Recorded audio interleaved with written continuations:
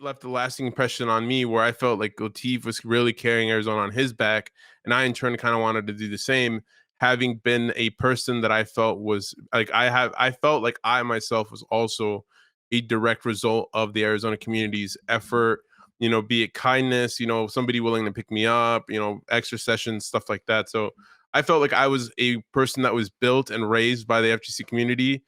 So I wanted to do the same. So Latif getting second really lit the fire underneath me.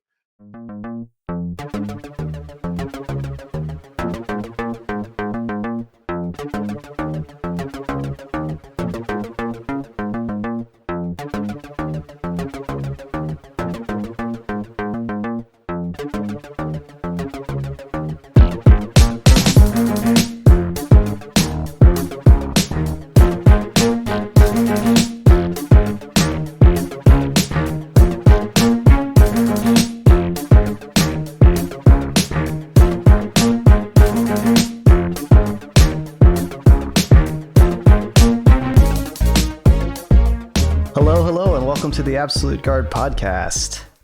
We're the podcast that chronicles the past and present of the fighting game community and bring on various perspectives from Arizona. This is episode 21. My name is Benny, and as always, I'm joined by my co-host John, who's not feeling the best of these past couple of days, but we find a way regardless. How's it going other than that, John? Not too bad. I am on the up and up. Or is that the right phrasing? I am recovering from my bad sore throat, and it's nice getting sick again in a way, because I think I started going out a little bit more since the pandemic, and this is probably the result of 2 years of not really getting sick and putting yourself out there, Yeah. Well, I mean, it's that, and then it's we're in AZ, but it's winter time, and it's just like, for a guy coming from Alaska, like, I didn't start to feel cold till last winter, so like now I'm layered up, like not anywhere like Alaska, but I got layers on now, and I'm just like, yeah, it's that time of year. That might be it. Is like I just was still running around in t-shirt and shorts like an idiot. Yeah, cool. So it'll catch up to you for sure, man. So yeah, we're on episode 21 today, and who's our guest today, Benny? Today we have Angelic, aka Armando. For me, like, when I think of Angelic, I think of three things. I think of Ultimate Marvel vs. Capcom 3, which I think everybody would agree is his main game and what he's known for. I think of when I think of that game, I also think of Shuma Garath, one of his main characters. So I think that's definitely some character that you'd associate Angelic with. Then the third thing is something kind of near and dear to me, and also something that I've helped out with is Undefeated, which is his tournament that he's held here in AZ4, focused on Marvel. So those are definitely the three things I think of when I think of Angelic. How you doing today, man? Sorry, I forgot to mute myself. Doing pretty good, man. Thanks for having me, both of you, John, Benny. Known you both for a long time, so it fits right at home to kind of get to sit down with you guys and talk a little bit about Arizona Marvel. Whatever we end up getting into tonight. I know we already had a few. We already took a hard turn earlier, so we'll see how that goes. Yeah, for those who are listening on the audio portion of this podcast, we were talking about current events, which we're not going to go too deep on this one, but it's been a fun past couple weeks. Angelic, could you give us a kind of an overview of like where your handle came from? And because we call you Armando as just as friends of years here, but Angelic was something that you had prior to joining the fighting game community, right? Yeah. So I had Angelic. It came from a number of things. It was a culmination of both being like I used to like drawing angels. I did a lot of art growing up. I went to art in college, so I used to like drawing a lot of like angelical figures. And then I also like playing DDR, and there's a really, really difficult song. It's called Healing Vision, Angelic Mix. And I thought, man, like, I don't know, like I like angels. It was just like a spur of the moment thing. It really was. But yeah, that was my gamer tag. I also used that gamer tag in another game before, fighting game called Guns the Duel, which I really loved. And that one I was pretty good at. So that was the first time I used that gamer tag. And fighting games were just something I did at like when I couldn't play guns for a little bit. So just use the same gamer tag. Is Guns with a Z? Am I thinking of the same game? Yeah, Guns with a Z. Yeah, it's honestly, that game is cracked out. It's literally Marvel 2 if it was a shooter game. The game was developed to be intended as a normal shooter, but it was riddled with so many bugs and glitches. Like Yeah. the essence of like basically like think of like wave dashing. Mhm. Wave dashing Yeah. exists in guns, and it's the same type of thing where you're just canceling essentially like a dodge over and over again.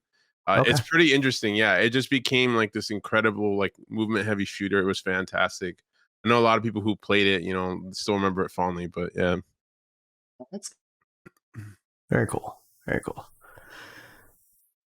I think we might have lost Benny temporarily here, but or at least the uh oh, connection's dropping. But I'll go ahead and move on to the next question here. Oh, can you guys hear me? Yeah. Oh, yes. okay. No, I was gonna say, oh, did they never patched out any of that stuff? They just kind of let it rock. Uh, it's funny they didn't patch it out, and they ended up just selling it to a bunch of different gaming companies to host like their own servers on. Yeah. And then they made a second one where they patched it all out, and then the company died.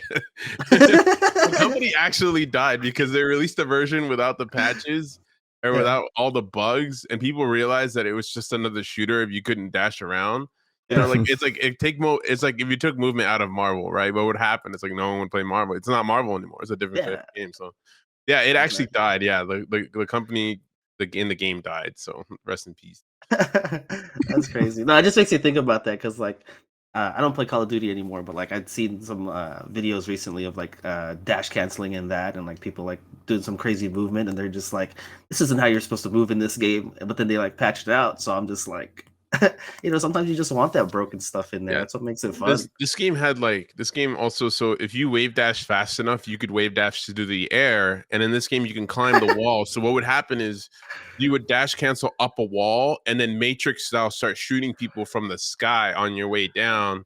And it like the meta became like if you were too grounded, you were actually considered like a lower player because grounded opponents are easier to hit when Yeah. you're in the sky. So like think of like if you're in the air shooting down, it's very easy. If you're in the ground shooting up, and there was a sun in this game that could actually sometimes blind you, it was Oh wow. literally impossible to shoot somebody moving around the air. So became this Wow. meta where like much like some fighting games, if you have the high enough execution to play the neutral correctly, you're actually just going to outclass opponents based on your skills alone as opposed to like your actual aim. So very interesting game. Taught me a lot of mechanics actually that I carried through to a lot of other things. So Nice, nice. That's awesome.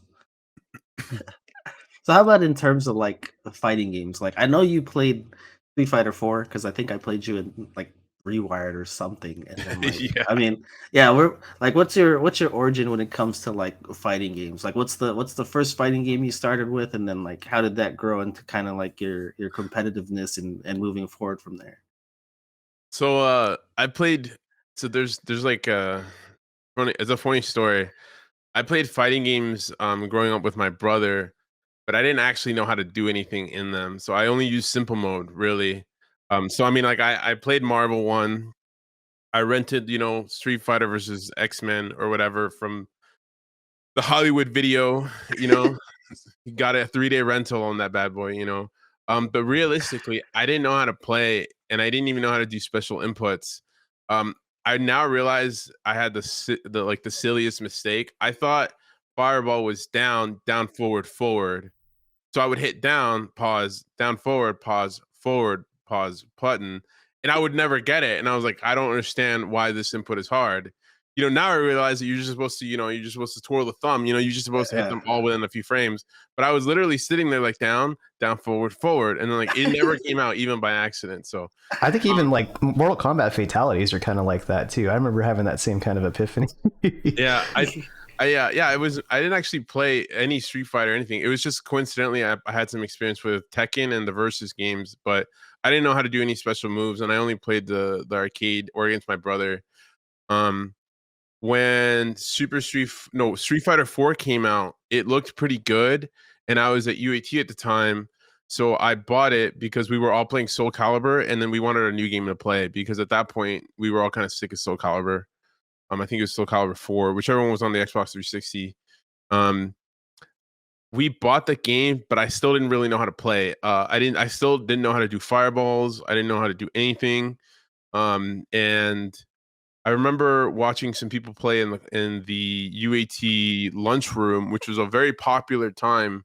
Um, I know you guys talked to Neff, so she probably already told you guys about how that was. Yeah. in the lunchroom, you had these monitors and you had like these gaming setups. So I watched some people play and it looked fun, but I really ultimately still didn't know what I was doing. And it really wasn't until Super Street Fighter 4 came out that I decided that I wanted to A, commit to learning how to play a real fighting game, and B, I bought an arcade stick. My roommate, who also casually played fighting games, he said there was like a buy one get one free on like the TE2s, like round twos. Oh, So wow. I decided that I was going to learn how to play fighting games because I committed to go in and have these on these sticks with him. So all of a sudden, I went from like not knowing how to play that much to buying the stick. And then at that point, I think I also started to trying to play a little bit more, though I didn't really know what I was doing. So Yeah. I So mean, that's in like that's the start. Definitely, I would say Super Street Fighter 4 was when I started actually. I think Street Fighter 4 I was playing a little bit, but I really wasn't mingling with the FGC community. And then okay. Super Street Fighter 4 came out, and I think that's when boot camps were happening and stuff started taking off for me personally. Okay. So I know you from when I played you in Street Fighter 4. You played Seth. Did you play any other characters before that, or was it just Seth since the beginning? I played Ken. I played Ken in the first like my first main Ken, right? Ken Uh-huh. was the first character I like managed to do like a fireball with, and I managed to get like a final DP motion. Okay. My first real main though was Abel. I played a lot Abel. Uh, that was the character where I learned how to like do an FADC with. I learned how to how to do like yeah, like just like consistent ultras. A dash cancel. You could Yeah, do a dash dash cancel cancel. off Yeah, step a kick, right? dash cancel. And then Seth was like my real main when and really it was just because I saw Punko, honestly. I saw like Yeah. that Punko video went viral where he like perfects like everyone and their mom. And I was like, Yeah. dude, Punko looks sick. Seth looks sick. I kind of want to do that. And it's funny, that was I decided that like I wanted to have more fun with the game. Like I was like, I don't really know if I'm ever gonna touch these Street Fighter local legends. You had people like Yeah. Scott, you had like Denimitsu, Mr. SNK. Like you had all these people who were like really dominant, and like I didn't really know anything about like how to stack up against them. So I was like, I don't really think I'm ever gonna leave my little boot camp station 5, whatever the bottom one was. So like I might as Yeah. well be trying to have more fun.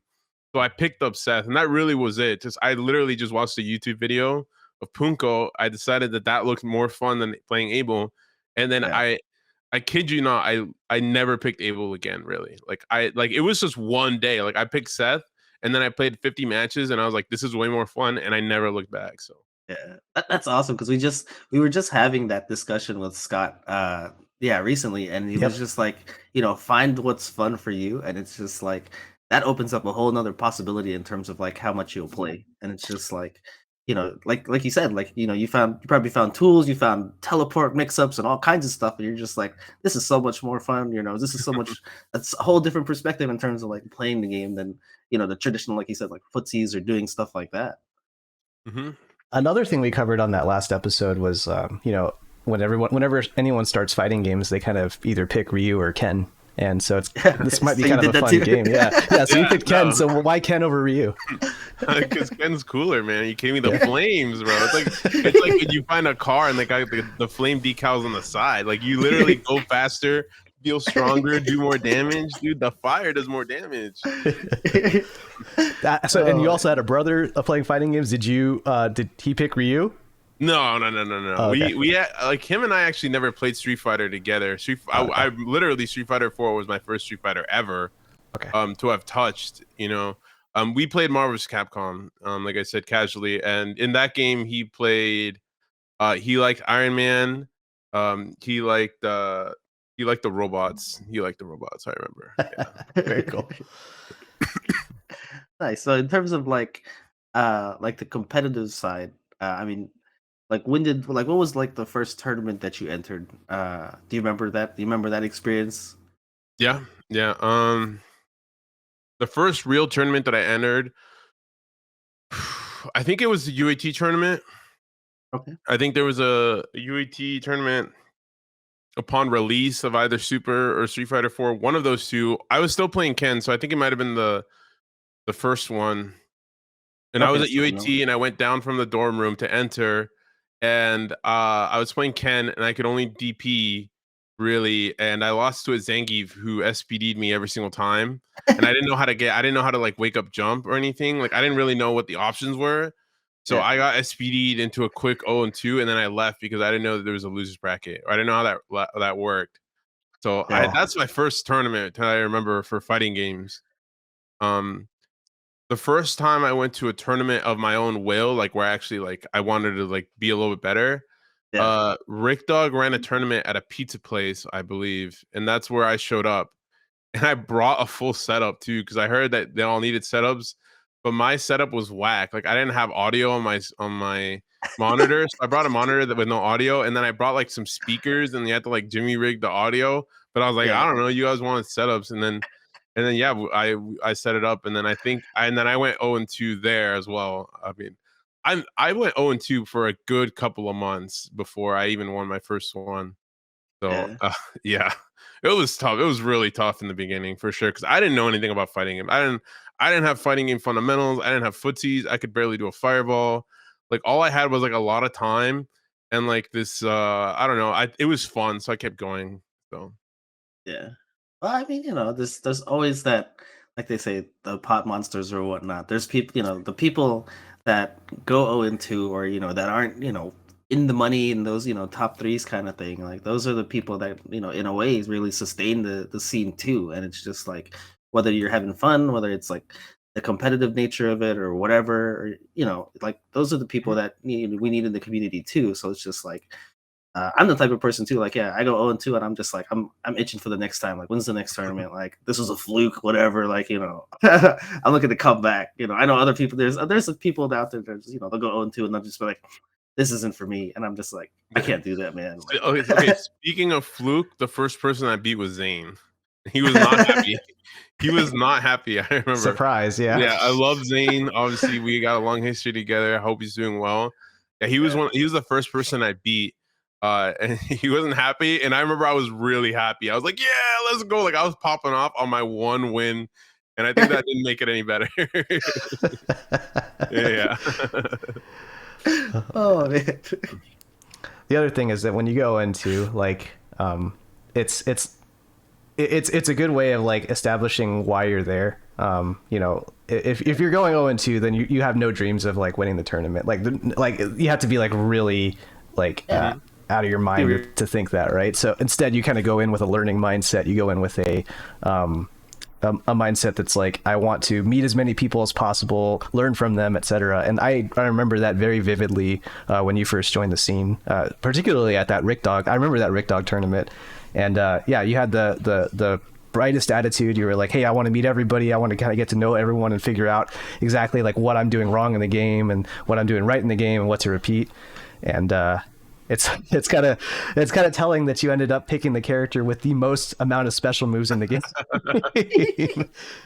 I couldn't be stopped, man. Once I knew the fireball, I was like, "What about the reverse fireball? What about the reverse DP?" I just kept building the momentum on the inputs until I found the most comprehensive command list. So. No, absolutely. I mean, I think it's really important, and I talk about this with a lot of people. I think sometimes I find that if you know you're going to go 0-2, it kind of sets you up for a bigger learning opportunity if you actually do go to these events. It means yeah, you're going to have more time for casuals. You're going to have more time for conversation. It means that you're always kind of like you're already at the bottom. So any kind of success from that is going to be happy success, right? Like you're going to be happy no matter what. The opposite is I think people kind of overestimate what it means to go to an event and kind of expect yourself to do well, because then it's like anything but first is like I failed. It's a bad yeah, time. Yep. You're in bracket the whole time, no casuals, can't really talk too much to too many people. I think going on with two is like the best part about going to events sometimes. Is like you just get to do all the fun and none of yeah, the downsides. Yeah. Like for what? Like a local's gonna have like some locals got like what $25 for first place. Like you're not really, you're not fighting for that much. I'd yeah. rather have I'd rather pay the 25 to have the good time. So Yeah, Yeah. and everybody, like, you can only go to your first tournament, once. Like, Mhm. after that, like, it's all about your expectations for yourself going into it. And if you Yeah. go in with very little expectations, and I'm not saying don't try to win or anything, Yeah, but of then it course. hurts less. But as you like spend more time playing fighting games, and as you like I guess build up the skill level, your expectations for yourself also grow, and then it makes the losses hurt more. But at the beginning, like, it's about the fun, it's about the learning, Mhm. it's about the meeting new people. Yeah, Yeah. absolutely. Yeah, because it's just like I was gonna. Well, I guess that's two things for new people that are listening in. Is like one, a lot of these brackets, well, basically all of them are double elimination. So don't leave early if you lose one game. Like you're not out of the tournament. Two, just try to have fun, try to network. People, a lot of people in the scene are willing to help, and you might be new blood and you might be hesitant to talk to people, but a lot of people are there to, and they want to see other people get better. Like, I Yeah. mean, even if they don't end up being like, you don't end up having like a close relationship with somebody, like I like to see people like that I've talked to, like, I like to see their success. It's just like if I gave them a piece of advice and then I see that implemented like in a match later, I was like, "Oh man, I told that guy about that thing." It's like, "Yeah, he's doing it." And it's like, you like to see people like level up. Yeah, and it was fantastic. I think the Arizona scene specifically during that time was the most helpful scene I could have asked for. I really didn't encounter any sort of resistance to me asking questions. To me, I mean, the only things really that I remember, and it's kind of a fond memory at this point, is people just asking me like, "Oh, why did you do that?" I used to have really stupid things that I would do. I would call like empty jump ultra the Armando, like stuff like that, where it was just like, and it would Yeah. catch somebody at time. They'd be like, "Why would you do that?" And I'd always be like, "Well, I don't like taking options off the table. I want to consider everything. It's just stuff like that. And even then, like, yeah, I really didn't have a lot of resistance. It was a good time. Everyone was willing to learn with me, or teach me stuff. Just yeah, like there was a lot of sessions. And in hindsight, it was awesome that I was always able to kind of be like, "Hey, can I come?" And people wouldn't really tell me no. They'd be like, "Yeah, more the merrier." I really was just some random person coming out of left field, trying to play fighting games, and from the beginning, like from the literal in few months of starting that journey, I was already welcome to everyone's house. Everyone was friendly. I didn't even have a car. I mean, in hindsight, the first time I went to a local gathering at Dorian's old apartment, I posted on the Sure You Can Arizona thread. Can anyone pick me up? Some guy replied, yes. I said, dope. He said, I will be there soon. I went outside. Some random stranger pulled up. He says, let's go play fighting games. Never met him before. Got in the car, made small talk, and then he just drove me into an apartment. I've never been before. Sketchy as all hell. And then when I got inside and there was a setup, and I was okay with it. Like in hindsight, this was a bad look. This was a really bad look. I really didn't know who he was. I didn't know if he was vetted by the community. But yeah, like there was a lot of stuff like that. But like that's the kind of like welcoming attitude that Arizona had, where somebody in the community was willing to pick up a random stranger who couldn't even fireball, and then like we went to go play for a little bit, where I lost every single match for like 2 hours straight, and people took turns rotating, beating me up like 50-0, and then we dipped. So fun times. Yeah, Arizona very welcoming, and Very cool. So then moving forward in the timeline a little bit here. So even I think you ended up giving it back a little bit because you also started hosting as well. I remember like after you moved into a house in South Tempe, right? And you right. were actually hosting a bunch of different casuals there.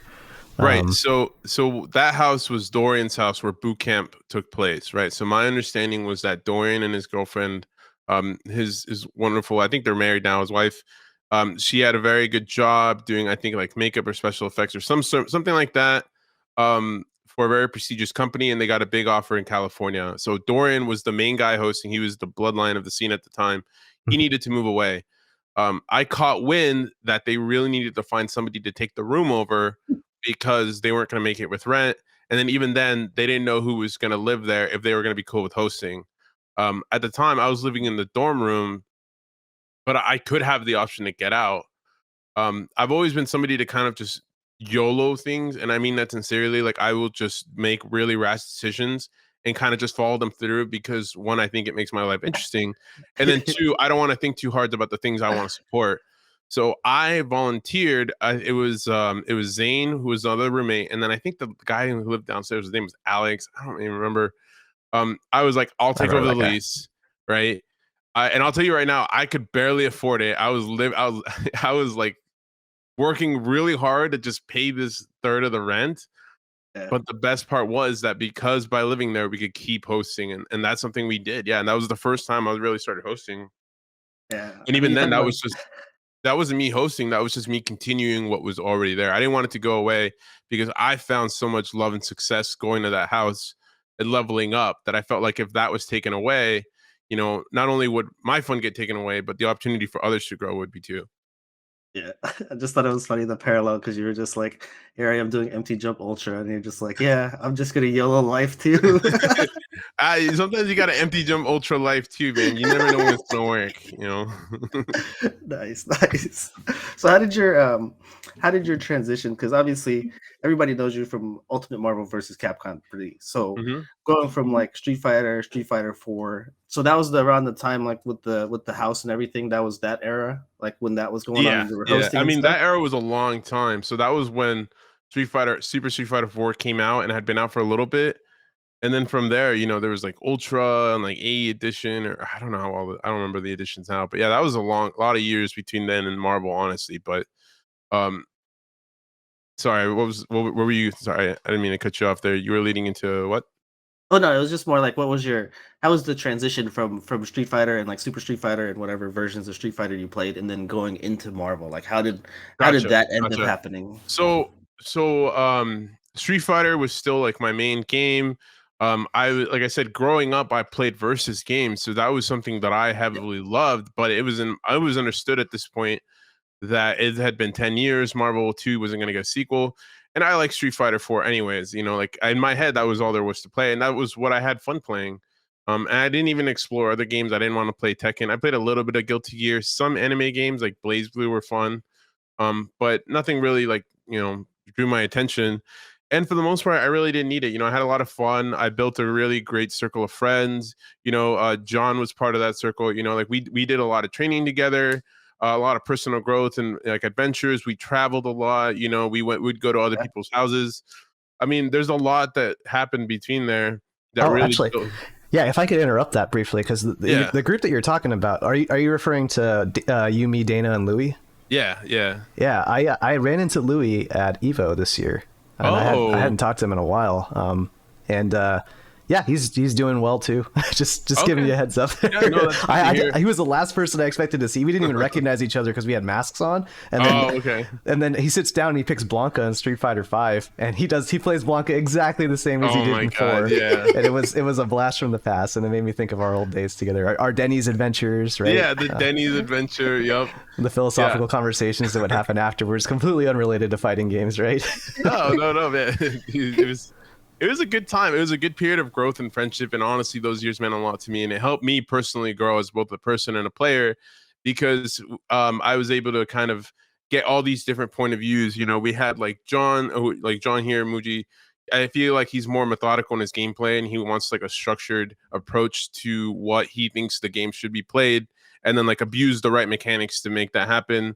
We had Louis, who was kind of a little crazier. He had some solid ideas, but he wasn't afraid to think outside the box. And then we also had Dana, who I think he was a little bit more like you, John, where he had a lot of ideas to be played, but I think he had slightly um he was just more about the pen and paper of it aspect to where the point where he almost wouldn't play sometimes, because he'd rather just talk more about how the game he feels like the direction the game would be going I as agree with opposed to that. like Yeah. even playing it because playing it would shatter the illusion that direction he thinks it should be going is etc. But yeah, we had a very creative group, and it was great for me as a person because I was very random and I was very wild, and I had a lot of like I didn't have the core gameplay. Like I didn't know what footsies were, and I played Seth. He doesn't play footsies, right? So I never learned how to play footsies.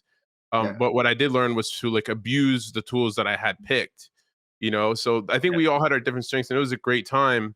And really, we just transitioned. It was I love this part. I feel like we transitioned our group into a bigger force of the community to the point where I think a lot of us were actually really reaching for like winning tournaments and winning locals and stuff like that. We'd go out of state, we do a lot of damage, and really, it's just like that training. It's just like a really solid training group, that can really do that for you. So, um, I attribute a lot of my personal growth to Street Fighter and that training group because it helped me really develop what I needed to. And then moving on to like a Marvel 3 announcement, for me, what it was just an opportunity to play a game I already loved. But the reality was is that even when like even in the weeks and months leading up to Marvel 3, I was still very much focused on Street Fighter 4 because at that point, I think I was either close to winning a local or I had won a local at some point, or I was finally starting to do the damage that I knew I could. And at that point, we were getting very serious about it within our friend group. Yeah. So it was a like that was like a really interesting time, and there was a lot of ramp up and a lot of stuff happened there. But yeah, very very what's the word I want to use? Yeah, just like kind of like a renaissance period for me as a person and as a gameplay was that level up session between, I went from Street Fighter 4 where I bought an arcade stick to, quickly developing a play style and then abusing it and, playing others. So yeah, good Yeah. times. Yeah. Yeah, that like you kind of explaining and describing that whole kind of era for yourself. Like there was a tweet that you put out a while ago, or I think it was actually a couple months ago. I just found it. Mhm. It was talking about.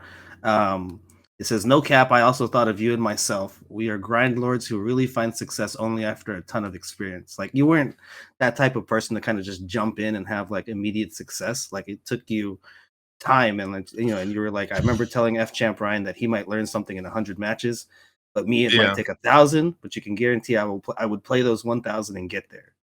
So Yep. like to me like that, I mean you're basically like explaining that exact thing. It's just like you weren't going in and being like, oh yeah, I just got second place, I just got third place. Like it was you had that journey, you had that build up to get to where you were at. Yeah, no, I'd never had I've never been somebody to kind of like get a hold of something and then be really great right away.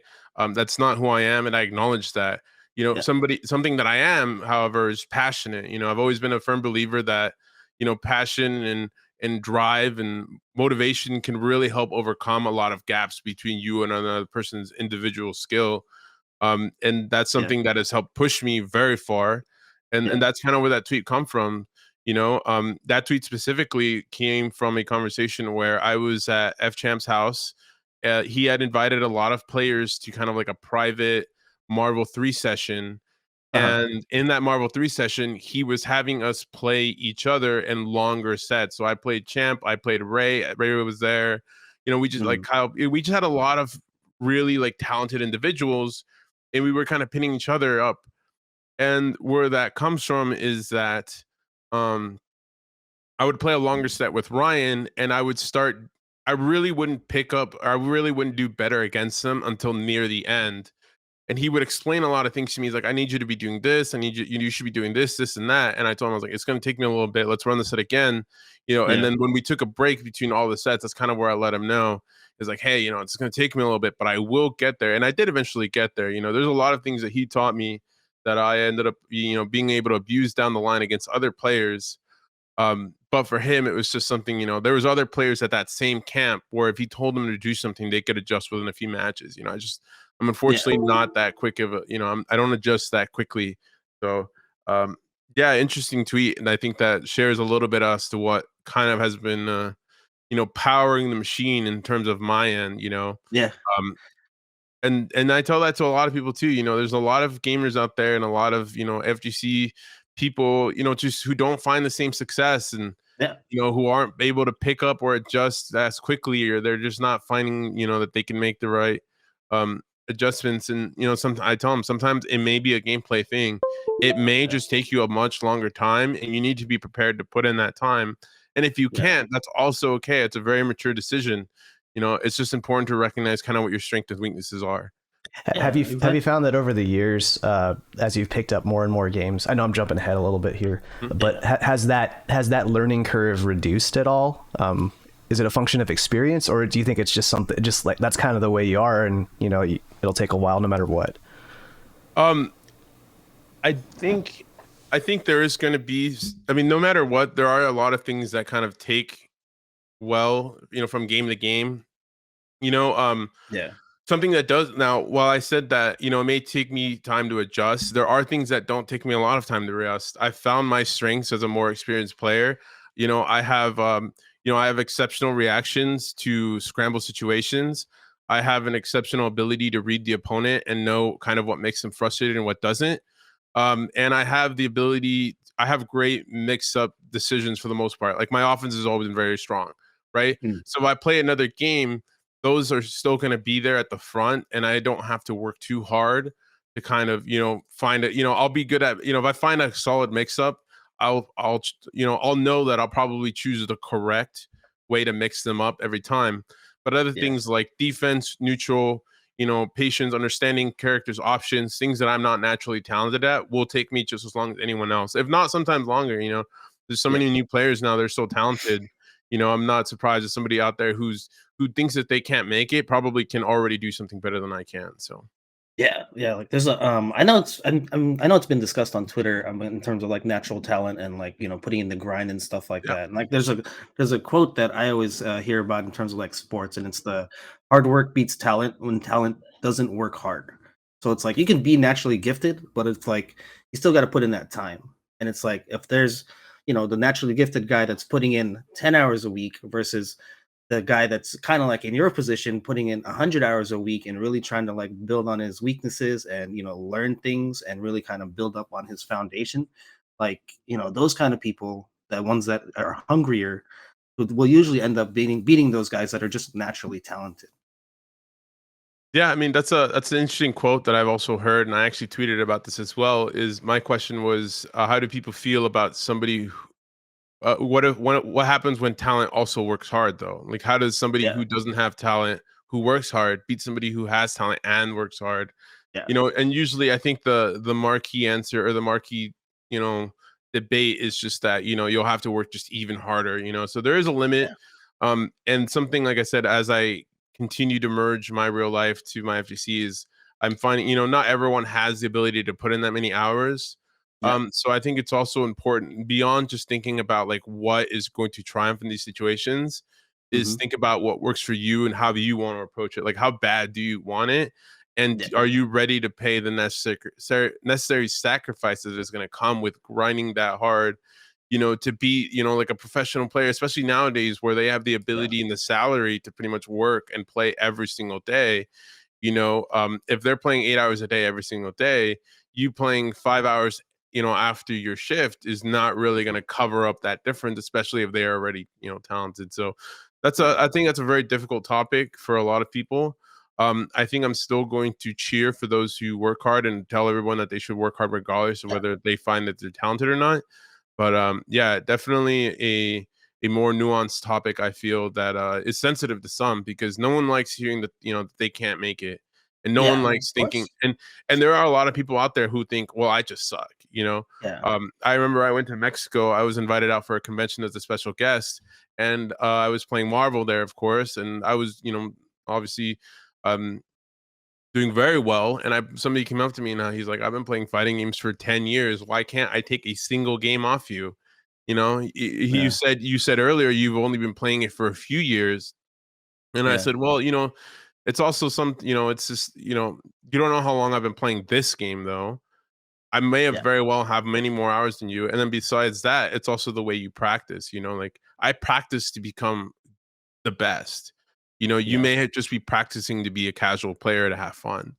No. So there's also, how you practice and things like that. It's a very nuanced topic generally, but It's like Yeah. if you were Yeah. to Yeah. jump onto a Facebook group for a fighting game and, someone will say they've been playing Third Strike for the past 20 years. In reality, the yeah, game's been out for that long, but they really haven't been playing it for that long. They haven't yeah, sunk the amount of yeah, hours that you have, yeah. right? Fighting game Yeah. just taught me that if somebody tells me they played Third Strike for 20 years, I'm still gonna go in there thinking they probably can't parry. Like Yeah. Fair enough. Yeah. I'm probably Yeah. if See. anything, I'm gonna go in there thinking that they're gonna try to parry everything and then fail. So Yeah.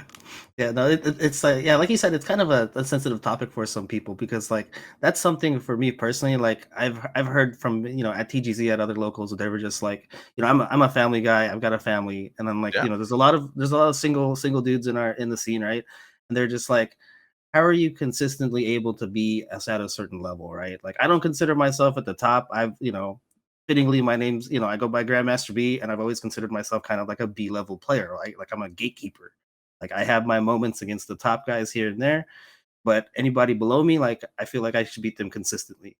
And like I don't put a lot of time into fighting games. Like there was times like before during Ranbats, like I would just be burnt out. I'd put in a couple hours a week and I'll be like, you know what?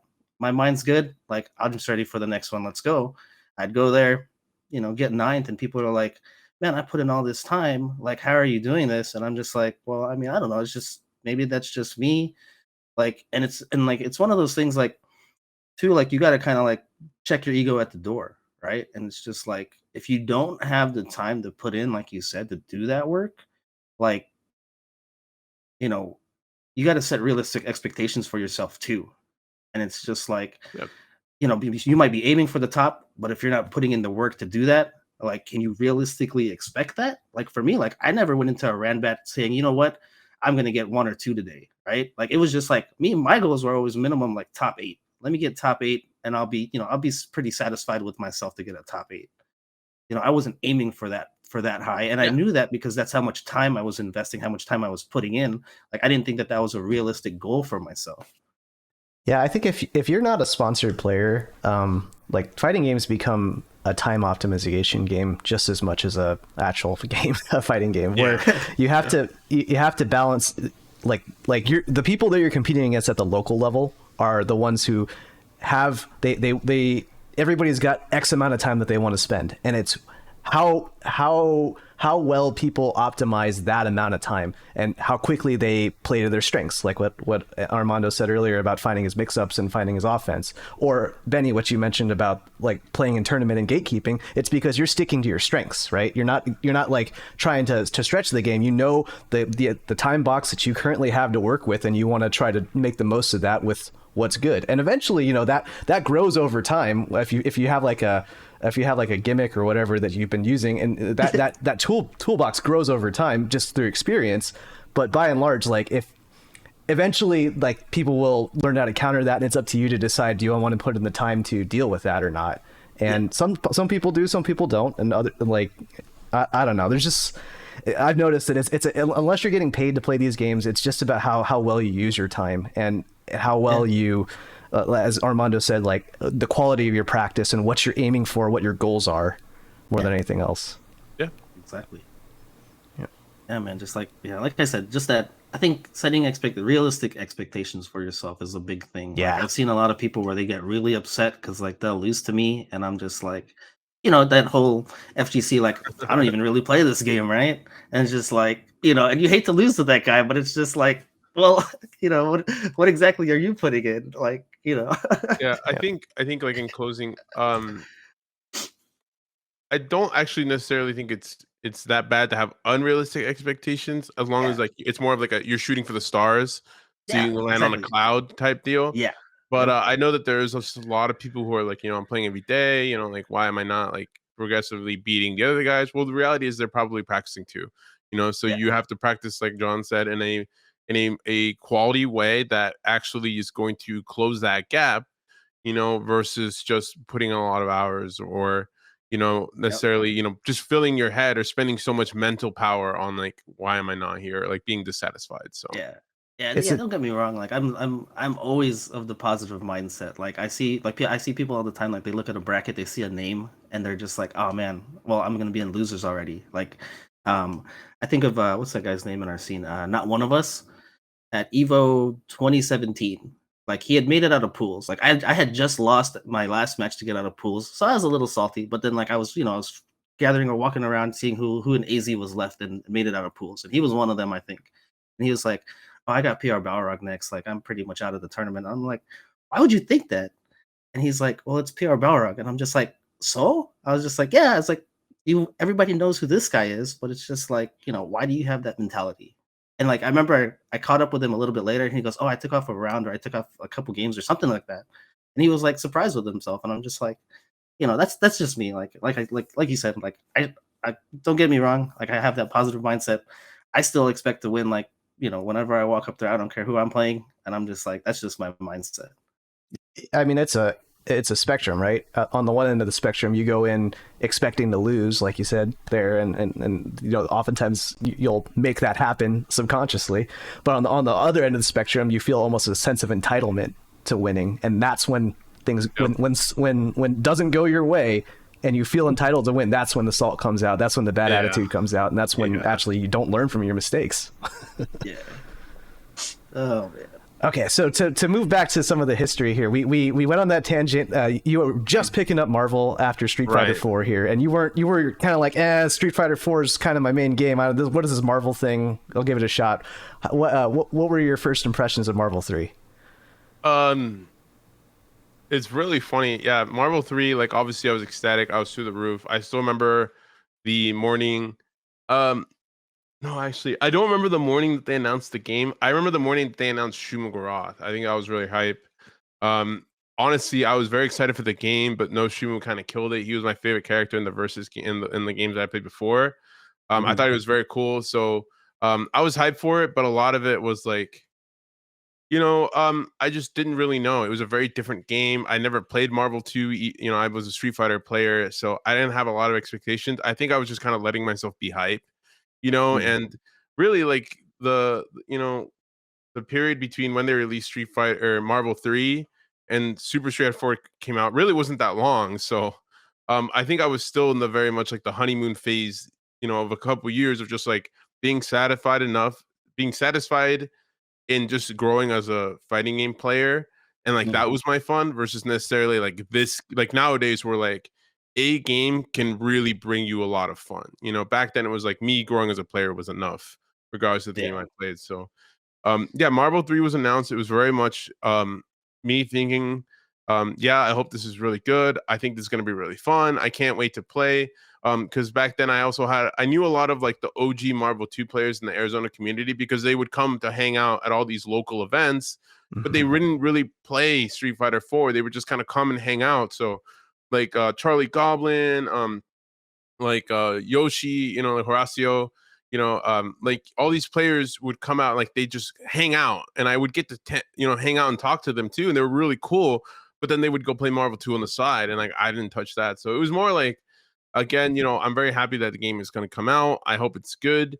I felt like it might be my opportunity to kind of play with these old school Arizona legends in my book because I Yeah. really wanted to just kind of test my mettle, my might against what they had to bring. Because at that point, I had already been, like I said, scratching at the locals. Like I had played Scott, I played Danamitsu, and like I'd beaten them, or I finally had some solid wins against who I thought were untouchable. So I kind of wanted to just play these Marvel 2 guys in a Marvel S game to see how that would go. Um, and yeah, like I said, really the excitement didn't really reach critical levels until Shuma was announced. Yeah. And yeah, I was on my way. I was on my way out the door. I still lived at Dorian's. I was gonna go work on my call center job, which sucked. I looked at my phone and they were doing these character trailers, and they dropped the Shuma one. And I'll never forget it because I had already said, I think maybe I don't know if you remember this, John, but I had told our friend group this that if Shima was announced, that I would do whatever it took to go to Evo and like go really far. Like I actually verbatim said this before the game was Yep. announced. Yes, you So when did. he was announced, I was like, I guess I'm maining this game, and I guess I'm gonna play him. So which is I'll reveal this later, which is really funny because I actually did not do that. The first few Evos, I did not play Shima because I thought he was so trash. Yep. And I ended up betraying my own promise, but I made true in the end. But yeah, Marvel was announced it was gonna come out, and yeah, I mean at that point, um, that's what the announcement meant to me, and that's what the game coming out was gonna mean to me. I didn't know what the game was gonna be about, how it was gonna play. Another funny moment, I remember Dormammu trailer being released, and I was like, "This character seems really cool, but he's gonna be super trash." And ironically, he's now been one of the best characters through the whole series. Arguably my best character, the one that anchors. Like Shuma is still, he never made that climb in the tier list, but Dormammu certainly did, and it was very funny. Yeah. And I said that solely because I like playing Blackheart and Marvel 2 when the little I did play, and I understood Mhm. him to not be one of the better characters. He's like again like a solid B tier, like a gatekeeper character. So Nice, nice. Yeah, speaking of Evo, that I mean, that's definitely something a topic I wanted to touch because In terms of Evo top eights, correct me if I'm wrong. You made 3, right? Yeah. Was it If you 3? if you Yeah, count if you count like the side event one, yeah. yeah. Yeah, 3. Yeah, So one of them's a side event. So yeah. yeah, But so for two like big main stages one. Yeah, because I say for me personally, like I know for AZ in general, right?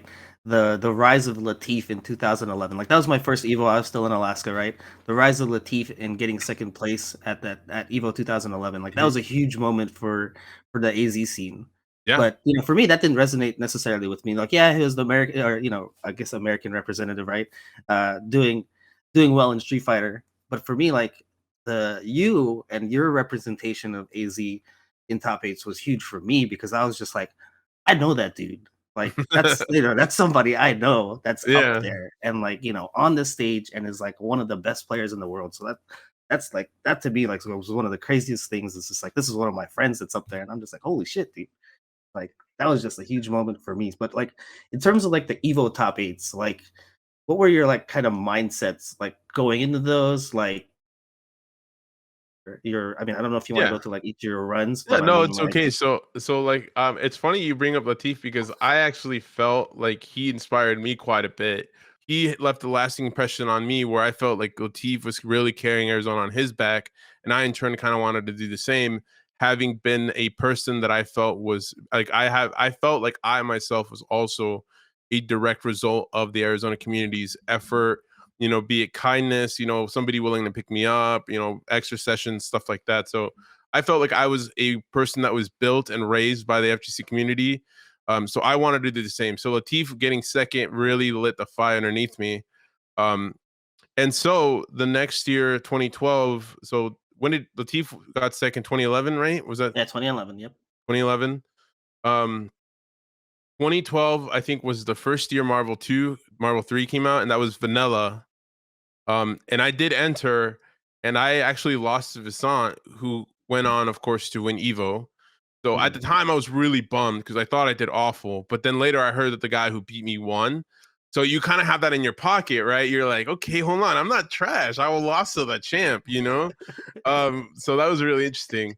And then 2013 was, yeah, obviously that was the first year I got top eight. That was the run. I had been playing quite a bit that summer. Forward Sean Benner, who I'm sure I don't know if you guys talked about him yet on the podcast, but Smash Brother legend, decided that he wanted to play Marvel, and he also was like unemployed, borderline, or I know he was finishing school, and I was unemployed at the time. I had quit my job because I hated it. It was a call center. Mhm. Um, and so we had a lot of free time. So Sean, like over that summer before Evo, me and Sean, he basically like lived at my house and we played like we would wake up and play like 14, 15 hours straight. And then we would just pass out on my couch. And we did a lot of other crazy things. We went to other tournaments and stuff like that. But yeah, really like it was, I mean, honestly, that's a really interesting story in itself. We had time, like we had hyperbolic time chambered ourselves to a very high level of gameplay that what the first event we both went to was not Evo, but West Coast Curly, right? The Okay. Yipes Invitational. Yeah. It was very strange. And I mean this not there's no way to say this without sounding egotistical, but Sean and I were both like, why are people so easy to beat? Like, why is Yeah. this like what is this level of gameplay? Like we weren't watching streams because streams weren't big deal back then. We weren't watching YouTube replays because they weren't really taking off. It was just Sean and I playing each other and we would talk constantly about the way the game should be played. And then we Mm. just grinded ourselves to this really high level point to where when we went to West Coast, it was literally like these name players that we heard like West Coast legends, like, shout outs to Killer Kai. But at the time, like I played him, I was like, this guy's supposed to be one of the zero goats, like Richard Wynn, Marn, like all these Mhm. players who were like names to be feared. We were playing casuals and like Sean was just waxing them. Like I was having no difficulty. It was very surprising. It was that tournament was very eye opening and it kind of let us know that A, we were practicing the right things, and B, that people weren't playing the game correctly. So yeah, we went to that event. That was the actual one of my first big events for Marvel 3 in general. And I Yeah. got 5th place. So, I got top 8 there actually. Yeah. I got destroyed by Justin Wong because he was just way too good at the time. And he definitely slapped me up, no regard, like almost double perfect. But I Yeah. mean, I beat Richard Wynn, I beat Marn, I beat Zach Bennett. That was the big Zach Yeah. Bennett. He did the Yeah. sick Yeah. combo. Yeah, Everyone that was knows the the Wolverine got wasted combo, right? He did that on me, unfortunately. But I did take the set, so I was feeling sad about it, but I moved on and he went home. So, how sad can you be? And yeah, like I just had a had a lot of moments. But yeah, like so that Evo, when that Evo happened, I remember what I remember the most was that I wanted to be confident, but I wanted to be like low key about my confidence. And Yeah. really and this is again, we're catching up here with me and John. Really, so we carpooled, me, John, Oh, and I Dana was gonna tell that carpooled. story. God damn it! All right, you're gonna all That was right. perfect. No, All right, it's better I'll from you. tell you. Better No, from you your tell the mouth. Yeah, story. better You for tell you. the story. No, okay, so I do want to rewind briefly and say that Mhm. when after that West Coast curly thing, the idea of gods can bleed, right? Right. That's Yeah. it's Yeah. basically like there's some heroes here that like people we've known know from watching streams being like, oh, the West Coast people are fantastic, the East Coast people are fantastic, and then you go and you watch them and you're like, oh man, we are pretty good. You brought that back to our scene. Like we got to see that like live. I remember seeing the Zach Bennett match live and being like, oh shit, if he's good, maybe we're good too. And so like, and then you took that same attitude and you also brought it back and like helped us like level up in that same, like you and Sean, and you guys acted as community leaders for a while and gave us new insight on the game as well. But then, so going into Evo, yeah, we were carpooling, and I think it was just we were just having some stupid game where we were like, "Who do you guys like for top 8 Yeah. this tournament?" And I think we all named people that like we had seen on those streams, like Marn or Justin Wong or whoever. Yeah. And then when we got to you, you kind of said, you were very like tepid about it, being like, I don't want to toot my own horn here, but I do like me for top 8. Me being like Armando said, I think I'm going to make top 8. And we were all at that time being like, we had that that same gods can bleed kind of feeling where we're like, yeah, maybe he can. Like I'll be real in that like I it was a long shot in my mind, but like it was still within the realm of possibility because of that of what you had shown happened leading up to there. Yeah. Yeah. Oh, I remember this slightly differently, so I'll tell you what I remember. So I remember I went last, and then Dana was the one who brought it up. Oh, and really? He was like, "If I'm being honest, Armando, I think you can do it." And I was like, "I don't know, man. Like, I don't want to put that in the air." But and he was like, "No, like, don't." Dana was like the one, like, "Don't sell yourself short. Like, you." I remember that. Fucked everyone up, and you're gonna fuck everyone at this event. And then I was like, okay, yeah, like I was feeling the energy. So then when I went, yeah, I put myself on the list, but it was actually, I think it was Dana, and then you were chiming in as well.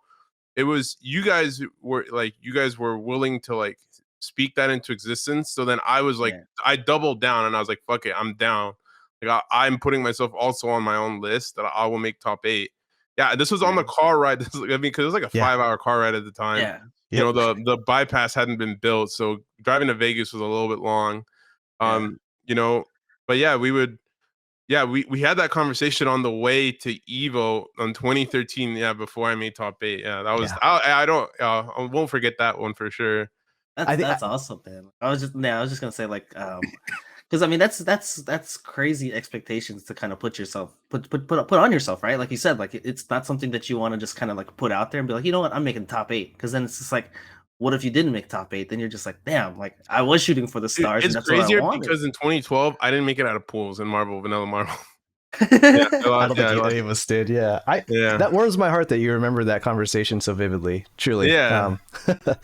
Because I remember what happened after that, after the top 8, or rather, maybe we should go into. So you make it to top 8 at Evo 2013 that year, but you don't just make top 8. You go even further into top 8, right?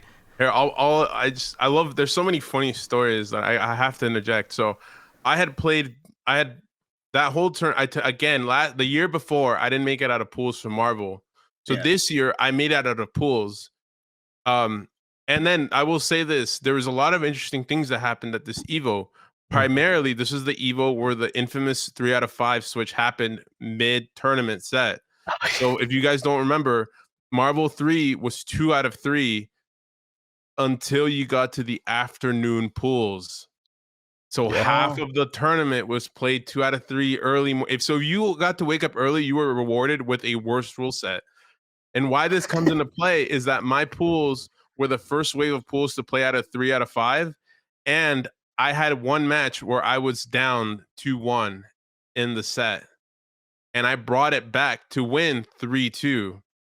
And that guy never he's told all his friends that. And I know because random people will come up to me like, "Hey, remember that time you should have lost the Evo 2013?" I was like, "Bro, stop." He's like, "Yeah, I'm friends with that Captain America player. He tells us all the time how he should have beaten you." I was like, "Yeah, he should have, but it was yeah." Yeah. So I was the Forgot first about that. wave, and I was down 1-2, but I won 3. I won, and I actually made it out of winners. And it's funny because I had never done this before. I knew by cheering on other Arizona people that there is a second phase of playing. So I Yeah. played that phase.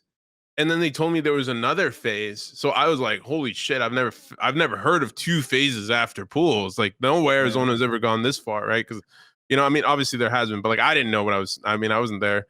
So I came back and then they made me play like the second phase. Every now and then I'd play a match on stream. Like I played Chien, like from Singapore. Yeah, I played him off stream.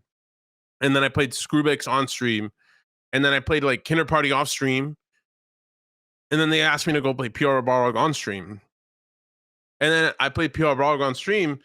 And then when I was done, I was like, is there another phase or like what's going on?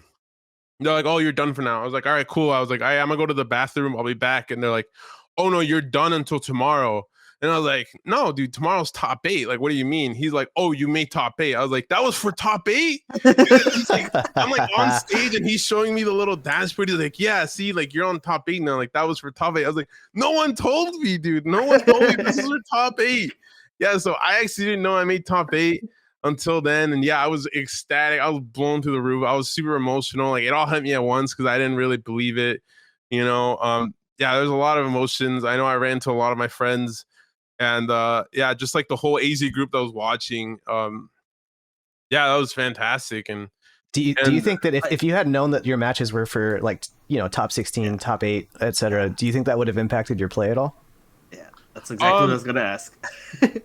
not specifically, but for a different reason. So the person that I modeled my gameplay the most after when it came to Wolverine was PR Balrog. So before the match, I had like he already knew who I was because I had shown him great respect in a lot of other events, and I let him know that like a lot of my success was by copying him. So when so this is actually again this is just a little behind the scenes. Um, when I played BR Rawrog, if you go watch the replay, I don't hold anything but forward against his Wolverine because I mentally made a decision that I didn't want to back down from somebody that had studied so much. So I had a very particular game plan and I had almost hard coded decisions wired into my head as to what I was going to do at 99, what I was going to do against this, like everything was against, like I had the most predetermined game plan against PR Balrog. So it wouldn't have mattered because he was an opponent that I particularly wanted to beat because it's kind of like student beating the master type situation. Like I'd studied him a lot, so and he knows that. And after I won, like we talked before the match and after the match, and I mean he was like, hey, good match. Like we yeah, it's a lot of respect there for sure. So basically, you did your homework then, and you tailored a strategy specifically to him. Oh yeah, not just to the Wolverine mirror or to his team, but specifically to Eduardo. Yeah, no, to him specifically. Like I like he was one of the opponents that I could have fought where I would have been very comfortable. Not to say that comfortable winning, but I had a game plan in mind. Got it. Yeah, and that was for top 8, and for the actual top 8 the next day, God, yeah, it's harder. I remember all I remember is just like I knew I had to play somebody named Cloud805. John, I don't know if you remember this, but we were like trying to figure out what he does because you were the 0 player that I practiced against. So you and I were trying to chat as to like what he did differently. Yep. And at the time, he came to the conclusion that he just didn't use a lot of level 3 buster. He liked to do like light busters as he fell to cover the assist. we tried to do some homework, but ultimately, really, in hindsight, a lot of it was PS3 lag. So a lot of the things that I practiced didn't really come into play. It ended up being a lag fest. Watching the replays, we both kind of scrambled a lot and a lot of drop combos because of PS3. But yeah, I got matched up against him. I beat him 3-2. I had a really sick comeback. I remember that when I hit him to finally close out the last match, I remember literally praying that I was close enough to the corner, and by some miracle, I had never practiced that distance before, but I just fired it. I was like, I'm not in the corner, but I'm almost about. I'm gonna just do my corner combo. And it turns out that the combo does work slightly out of the corner. And I never knew that except in that live comeback. So I Nice. remember I remember literally praying that this works. It did. I sealed the deal, and yeah, everyone popped off. Very what sticks with me forever is that there was a huge Shuma chant after that. Mm. Yeah. And there used to be this video, and I used to have it in like a secret playlist on YouTube. And I guess the guy closed his channel. I regret not saving it. It's a video of him zooming in on the gameplay, and then like I make the comeback, and then everyone starts chanting Shuma like crazy, and I'm getting really excited. But the reason why this video stuck with me forever is that he had the camera zoomed in on the big screen, and then Yeah. he zooms out and he's watching the screen in the furthest back of the room. Like he's as far back as possible watching like the eighth screen towards the back. And the chant is so loud back there that I'm like, everyone is chanting from the back to the front, getting hype over it. So that sticks with me a lot. Cause when he zoomed in, I was like, oh my God, dude. People were getting so excited.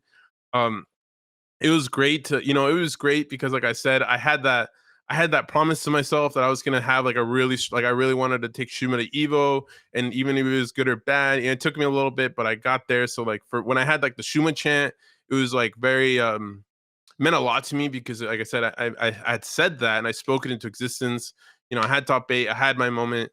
And then yeah, after that, I played Flocker winners Mm.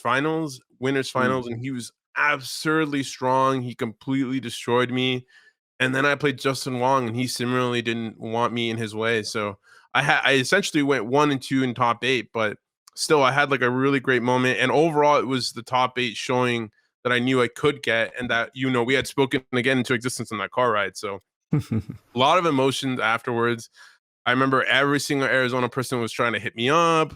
Like Rick Dog was immediately trying to take me to dinner. Everyone was just like, "What are we doing? And what are we doing?" Like everyone wanted to drink. Everyone wanted to, yeah, it was like, take pictures and stuff. It was fantastic. But yeah, it was a wonderful time. And again, I let everyone know Arizona was really strong, and like we could do this. I definitely felt like John said, like Arizona scene was no slouch when it came to this game. And if anything, we had some things that people needed to fear. So I remember that Evo. So I was in the crowd for when your moments were happening there, and leading up to that, I believe that was the year where everybody figured out that you could get away with booing, and like leading up to the Marvel tournament, because I believe Marvel was the headliner at that, or I can't remember. Okay, yeah. So it was. and then and maybe I'm getting my years mixed, but I remember Injustice was big, and then Superman was broken in that version, so everybody started booing them.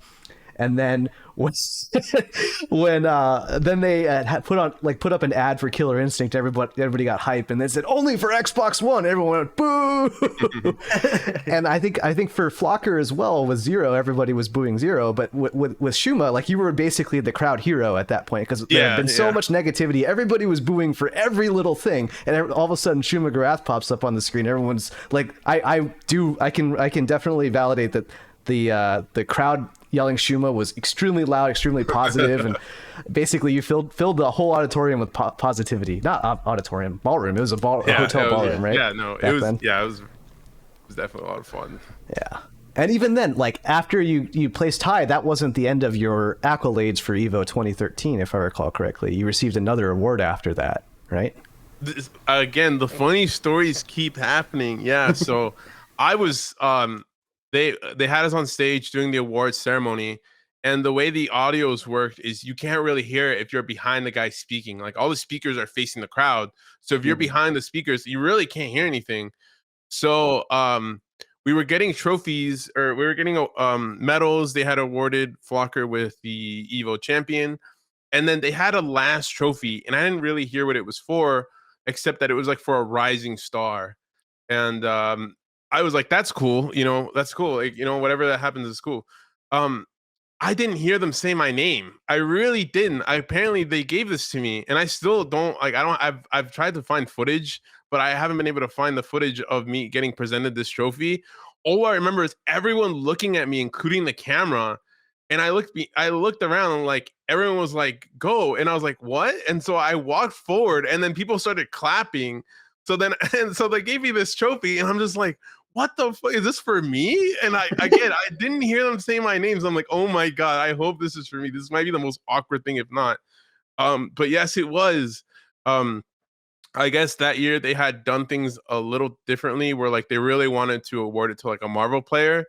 And again, like I've literally heard like something from like, it was just the evil run alone was enough for them to just give it to me right then and there. Somebody said that like, they saw like really my first Marvel event was like my first breakout one was like that curly. Like I had done a Devastation and Vanilla, but we don't really talk about Devastation. So yeah, like we had like the curly, like I did so much work there and I brought so many hype matches, whether I was in the receiving end or not. And then I went right into the Evo after the curly, and then I had, I did such an insane run with a very hype character. So, yeah, they gave me the Rising Star, and they said a couple of words. They said it's to somebody who shows great promise in the future, who they think is going to do great things in the fighting community. And I really, personally, I took that to heart. Evo for me means a lot, and I've definitely been very critical of the event in its later years, as a lot of us have. But that was only just because the event and the trophies and the medals that I have meant so much to me. You know, um, there's there's no doubt in my mind that I definitely thought of the Rising Star Award when I thought of doing things like running events, participating in exhibitions, when I try to reach out to people or people ask me questions, interviews, anything like that. I always try to keep it in the back of my head that even if it's for a silly reason, like just having a really great day in a fighting game, they still gave me an award that held, I thought, a lot of weight. So I tried to kind of, implement, some of that community back, try to give back to the community and implement that spirit into the things that I did. So yeah, that that definitely happened. It's a very heavy trophy too. I had a lot of problems getting it back because one thing they don't tell you about winning trophies is that you don't normally pack with enough room for a trophy. So, getting it back is always a problem. I have a couple like two more stories about that time. Yeah. I get, like you said, the stories keep coming out, right? Now, we've talked about how you won third place and how you won the Rising Star Award, but I believe that the true winner of that tournament was our friend Dana. And I can show you why here. Let me pull this up on the video feed for those who are watching on the video. But for those who are an audio here, okay. I have currently pulled up a picture of our friend Dana meeting his doppelganger, Seth Killian.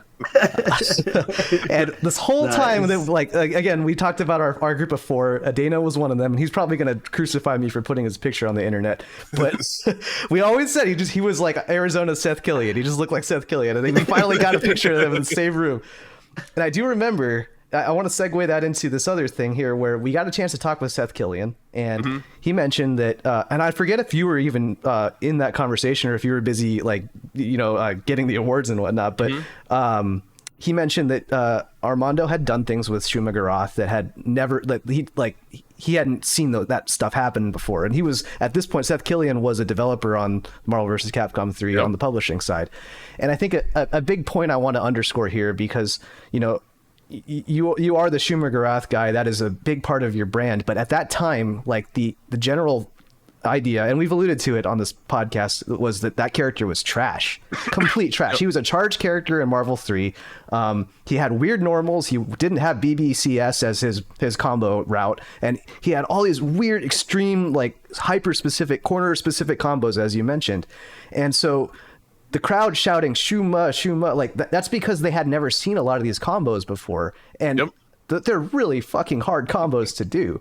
So it's like, this was, I do agree with you in that Curly and your performance leading up to that was a lot like your breakout. But for a lot of people in the mass like fighting game community who weren't familiar with Marvel, they had been getting used to seeing Magneto and Phoenix and Zero and Yeah. whatnot, and then Shuma Gorath pops up, and like you become the low tier hero, and then you even go even further than that in the future, and you say this character actually isn't low tier, he's meta defining. And I think it's worth underscoring that because we're taking that for granted right now. We're just like, yeah, Marvel Shuma's whatever, he's awesome, but he was bad, and you made him good, basically. Yeah, no, I that's a funny picture that I forgot happened. Yeah, Seth Killian. So if I remember correctly, Seth Killian came up after the presentation, and he introduced himself, and obviously I told him I was a big fan, and I immediately took my moment of fame to ask him the secret behind why Shuma was in the game, right? There we go. I took Yeah. that my time. I totally abused my 5 minutes to be like, hey, like, yeah, you really like that? He's like, I love Shuma. I was like, I love Shuma too. I was like, do you mind if I ask him something? He's like, absolutely. I was like, how did he get in the game? Because he's so random. And he divulged what happened. I don't know if it's public knowledge or not, but I mean, I've told the story before, and at this point, he doesn't work there anymore. So let's just say it. He told me that Marvel did not want Shuma. They did not like Shuma. They didn't think he was a relevant character. They really wanted to push what we now know to be, future phase 1, 2, 3 Marvel characters, right? Like Guardians of the Galaxy, etc. Capcom US, not even Capcom Japan. Capcom Japan didn't want him. Capcom US really wanted him. And I now know it was because of people like Seth, who were just a really big fan of him. They said that Marvel Japan still really wanted kind of like a cosmic being, and they were flipping through the comic books, and they still just kept kind of arriving that maybe Shuma wasn't that bad. And with pressure from Capcom US, they eventually relented to bring him back. But it was a very concentrated effort that involved a lot of meetings, specifically asking them to let them animate Shuma one more time. Like, it was very much an unexplained passion that Marvel Japan didn't, or Capcom Japan didn't fucking understand. They're just like, why do you keep asking us for the Squid character? And then I at some point, I guess, like, they even showed them like a comic book. They're like, yeah, here you go. Like, this is the character right here. So yeah, I'm sure I butchered that memory. It's at this point, everything's like 10 years plus, and I'm getting older and memory starts to fade. But yeah, for sure, he explained it to me that it was very much a concentrated effort by the people in Capcom US, and that both Marvel and Japan didn't want him at all, and that it took literal flipping of comic book pages to arrive to that character to really kind of give him a chance. And yeah, I think that was actually I think right after that was when this picture took place, because I know for sure I met up with you guys right after this. So I'm thinking maybe you guys walked over when I was talking to him, or I brought him That's over. probably it. Yeah. Yeah, but for sure, I know for sure after I saw him and he came up to me, and then I asked him about this, and then we had this. So Nice, yeah, fun time. Yeah, and he similarly said good things about, like, he was like, yeah, we didn't think he could do this in the game, and we're really. He's like, Seth Killen was very animated. I'm very grateful to the way he spoke, because when somebody else is like that excited about your gameplay, you can't help but feel really good about it, right? Yeah. And that's fuel for the future, man. Like, nothing warms up your practice like remembering like one, the developer, like a celebrity within that community, completely gushing about the things you did. So yeah, a lot of fuel for the fire. 2013 gave me so much ammo to work with for the future that it set me up nicely for whatever I wanted to pursue after. Nice, nice. So to transition into that in terms of like stuff you wanted to pursue after, I wanted to touch briefly on Undefeated.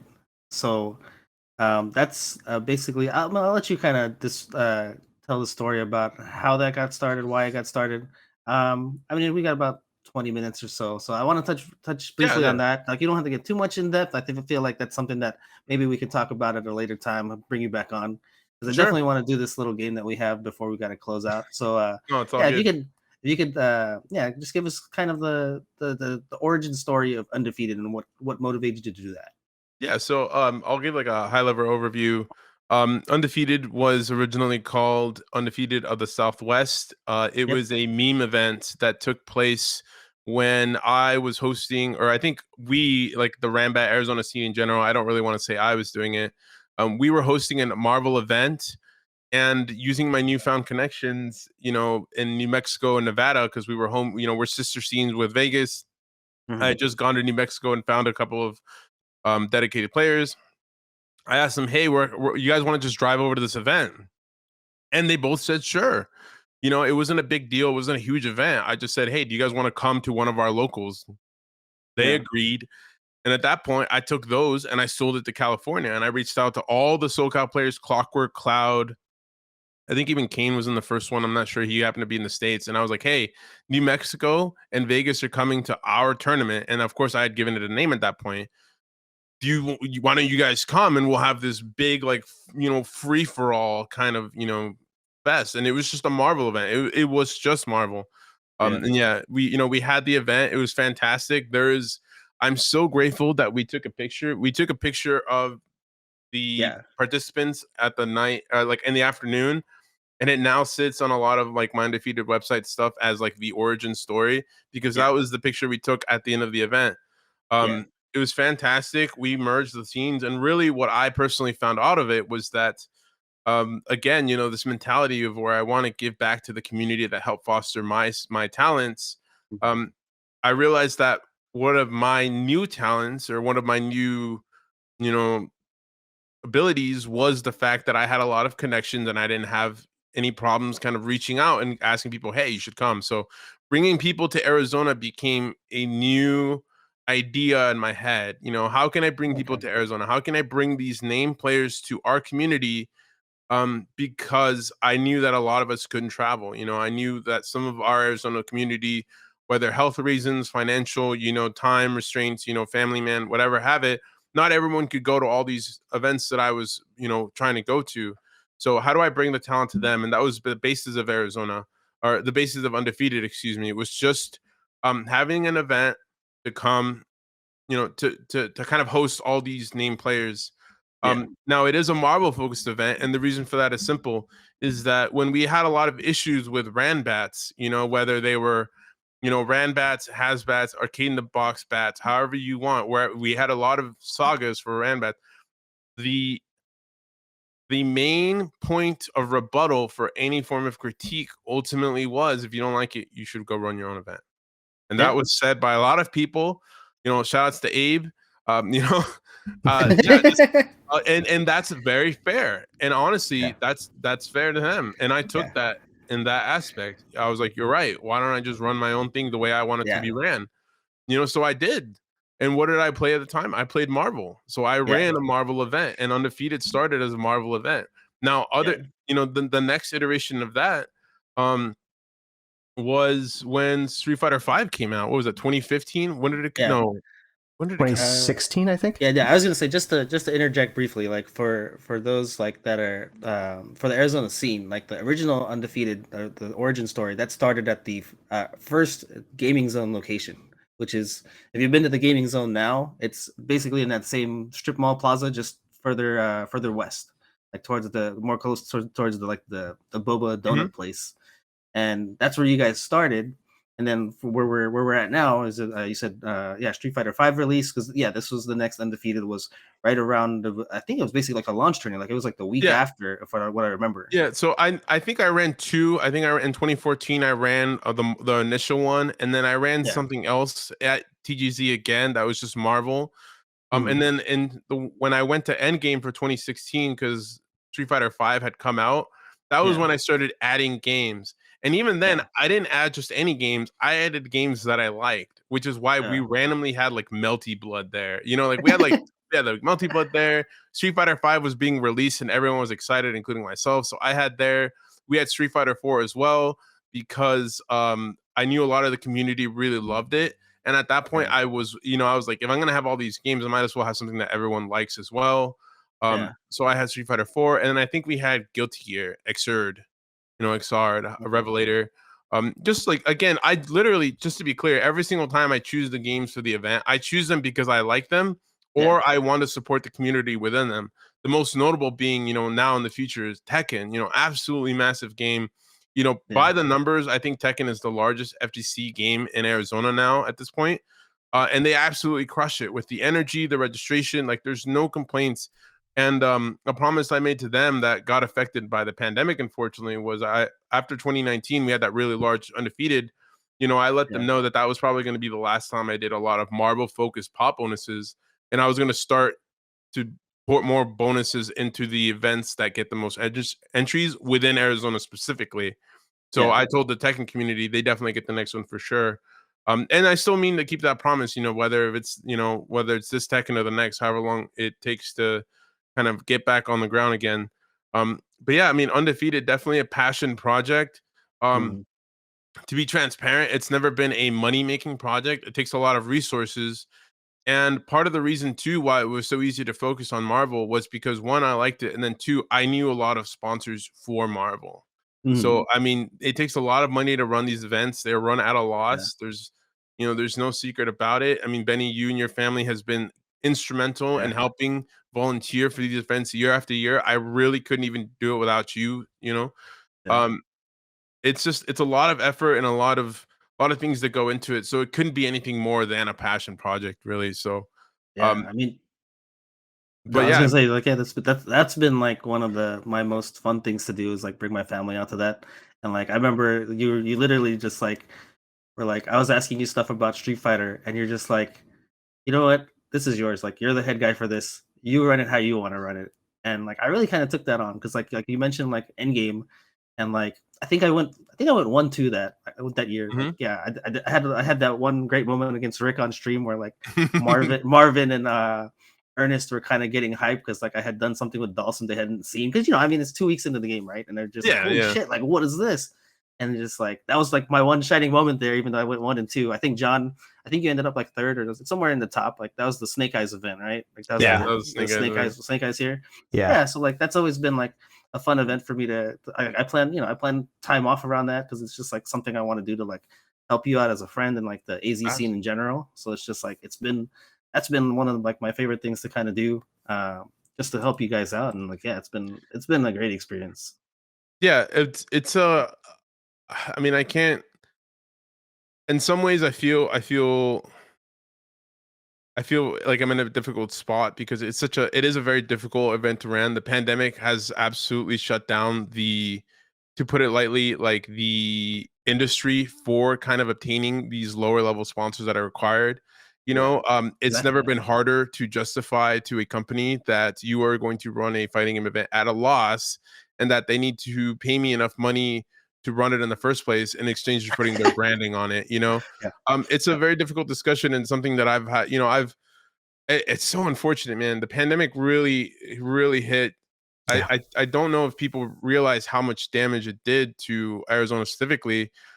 If you were talking in regards to Undefeated, because we were part of the Pro Tour, and Hmm. that we were going to be a Pro Tour for Street Fighter. Capcom, I had a conversation. I mean, that was in the making for a long time. I remember taking meetings with Capcom while at my job, you know, and just constant phone calls, arranging things. There's a lot that goes into it, a lot of contracts, a lot of things that they were going to help me with as well. And the pandemic shoved it all out the window, and they didn't really come back because now they've reformatted it to the online, and they don't. Their system is completely different now. You know, and it sucks because 2019 was also the I would say that was the best year in terms of how many people came, like the numbers game strictly. That was Yeah. probably our best year. That was the biggest ramp up from year to year. We saw more people coming, we saw more people spectating, we saw more people competing. We'd never had so many eyes. We successfully had a number of sponsors have booths. So I had Pink Lemonade Zach, a local player. He's my photographer. I hired him to take a lot of professional photos of various things about the event with the intention of then turning this into like a portfolio. That I could then go and take. You basically have your pitch deck that you Yeah. go and then you take to another sponsor and like this is what I can offer you. Yeah. All of that went out the window and now the game has changed entirely. And that's kind of why a lot of people, you see a lot of events like KIT. I cannot believe KIT is closing doors, but at the same time, I kind of can, Yeah. because they like KIT never really, I felt, made, breached that upper echelon of events. They were Yeah. still just a really big regional, but at this point you can't even be a regional really. Like there's just no support Yeah. for the, Yeah. a lot of there has happened, and realistically, if I'm being honest, it's strictly a money thing at this point for Undefeated. I Yeah. don't have the capital that, without the sponsors that I had, and really we're talking Yeah. like, I mean, obviously there's still sponsors out there that would help me. Shout outs to Hitbox. Yeah. They would definitely come in and sweep me and give me, something. But when you're looking, when the basis of an event, kind of like an Undefeated, starts out with, a 5-digit number contract for the venue, and I have to sign that up front without Yeah. even thinking about what the name of the event is going to be, who's going to come, when I need that much money up front, you really can't make, I can't be making those decisions anymore in a pre-pandemic world, especially with inflation and stuff like that. So um Yeah. it is unfortunate, and I didn't mean to like nosedive the Undefeated legacy into that conversation of where it is, Oh, but I mean, it's also hard not to talk about. I can't really yeah. talk about all the good times without thinking and lamenting about what could have been. You Yeah. know, I had the venue book for 2020. I'll give you like I'll share this with you. So we actually this is how big 2020 was going to be. So we had the CPPC Pro Tour, but what nobody knew except me and two others were that I had worked out a deal with ASU in the city. We were going to be in the Sun Devil Stadium in a very large room that they Yo. have there, and we were Nice. going to have the whole like they were talking. They really wanted to blow it up. ASU was kind of looking to develop their esports program. They were talking about having the finals in like the center stage. Meanwhile, we having the pool area. Like there was a lot of options being thrown around. And when it came to talking about money, they were like, "You make this look good. You don't worry about it." So having a year like 2020 where I'm both CPT and I could financially speaking, I could be in the positive because I don't have to dump everything.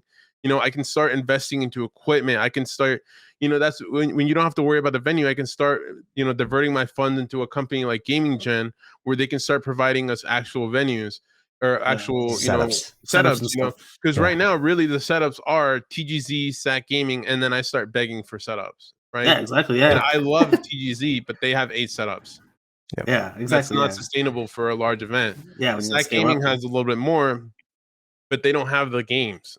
So every Yeah. single time I rent from them, it's just like I'm scrapping together the setups that we need Yeah. to give you guys the event that we deserve, because no one likes going. I mean, I wouldn't want my event to be there and then have like, hey, we got to switch the setups, or hey, no casual. I always do my best to leave at least a couple of setups going. At 2019, the thing, it was cramped, but the thing that I liked the most was that I didn't really switch any setups away from the game.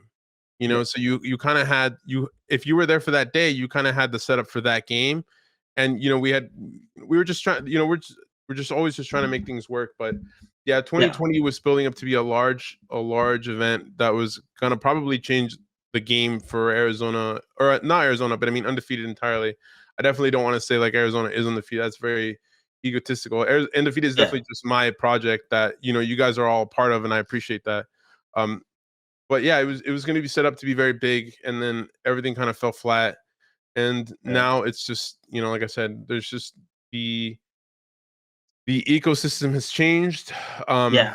There's not as many avenues, and it's sometimes it's important to just kind of recognize that I personally, you know, I'm not able to get the kind of funding for that at this point in time any longer. So, Yeah. who knows? I think there's still a lot of other avenues to explore. I think fondly, actually, I think John, maybe you did this event. I think fondly to bar fights. I really like that kind of exhibition style event, and Oh, I those think, were Abe, I think.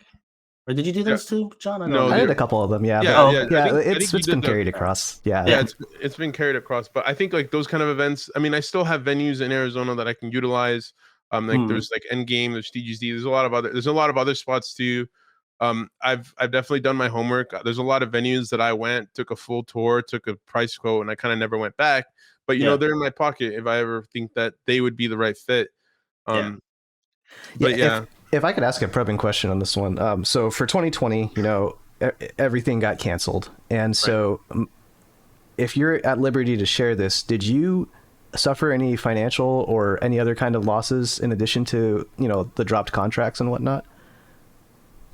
For 2020, because again, ASU, like, to be clear, there was still going to be a contract with ASU, and like they weren't going to charge me a lot. It was basically free, financially speaking, Sure. but there was still a few $1,000s tied up to that. I actually, the day that, what was it? A big major canceled. Somebody canceled. I think whether it was Combo Breaker, or Evo, something canceled, and then it was a cascade of Sure. events canceling. And then there was another event called Michigan Masters. I don't know if you guys have heard that. Mm. They ran their event anyways, and they reported like a 70% attendee refund request rate. Like it was the end of their event. Yeah. They posted financial losses that they could never recover. And mid-event, they basically said that this will never happen again. Like they are financially broke. So when Yeah. all of that happened, I was I was days away from signing the contract. Days. And the reason why I was days away was because we were waiting for I have a contact with the city who recommended me to ASU. So it was Yeah. a tri-person deal. It was ASU, it was me, and it was my contact with the city. My contact with the city was delayed and he was not able to sign his portion. So the whole contract was delayed. And thankfully, when all Yeah. of that hit, I was able to back out. Okay. So the venue was the thing that I would sign first and foremost, and that I didn't post any losses on. Okay. Oh, okay. Really what the losses were was the Yeah. yeah, no, I'm thankful for that for sure, but really it was the CPT thing was the one that I did have, like, everything was signed and ready, and then everything went on hold, and then Capcom went radio silent, and they did not update. Like, I even think that the person who was my point of contact for that whole contract is now, like, they don't even work there anymore. So anytime I Mhm. try to reach out to new people, they're just like, "Yeah, we do online CBT now." So My understanding is a lot of those contracts have like act of God clauses, right? And I think that like for like hurricanes or natural disasters and stuff. And I think Mhm. that the pandemic frequently yeah, well, I uh, mean, it triggered was those. it goes both ways, right? Like, I told them I wasn't gonna do the event, and they said, "Yeah, we don't want you to do the event either." So I said, "Okay, well, let's revisit this in 2021." And they're like, "Yep." And then in 2021, I said, "Hey, everything still looks shaky, but I'm thinking about 2022." Or excuse me, this happened Yeah. in, yeah, 2020. Yeah, I told them that next, and then they were like, "Oh, we're online now, so don't really do anything." And then they stopped replying and stuff like that. So yeah, I mean, losses wise, financially speaking, I definitely was a lot luckier than other events. Like I Yeah. said, the Michigan Master one, that was ran by some people I actually knew, and like, yeah, it Mhm. was complete loss, as well as other. I think KIT suffered some losses as well. So, or one of the Texas events as well. Yeah.